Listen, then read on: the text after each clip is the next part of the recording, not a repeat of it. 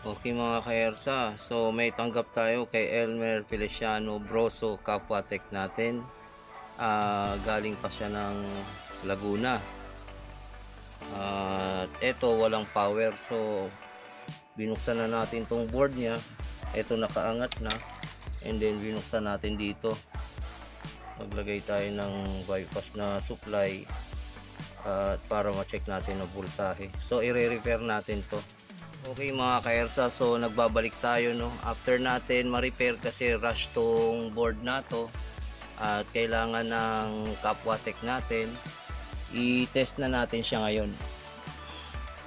Ayan mga kaersa, may sign na siya ng power, and then ayan mga kaersa,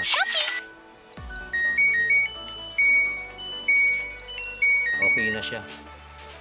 Okay mga kaersa, so nagbabalik tayo no. Ito na yung board at kukunin na ng ating kapwa-tech na si Sir Elmer.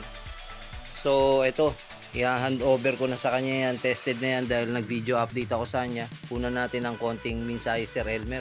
Nagulat ba siya nung nagawa agad? Naano lang naman ako na kasi na ganong kabilis ang paggawa.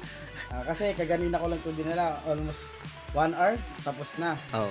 No, pumunta lang ako sa father ko, pagbalik ko okay na. Ayun, mga kaersa, hindi lang si Sir Elmer ang nagugulat pagre-repair natin ng inverter, pero as usual, kagaya ng ganyan, pagka priority nyo yung unit na magawa kaagad, so hindi naman natin pinapabayaan yan. I-repair natin kaagad yan at alam naman natin kung gaano ka-importante lahat ng mga gamit natin sa bahay, lalo na't may nasisira. Okay, thank you Sir Elmer. Thank you rin sa kasama niya. Okay. Okay mga kaersa. Thumbs up, thumbs up. Thank you, thank you.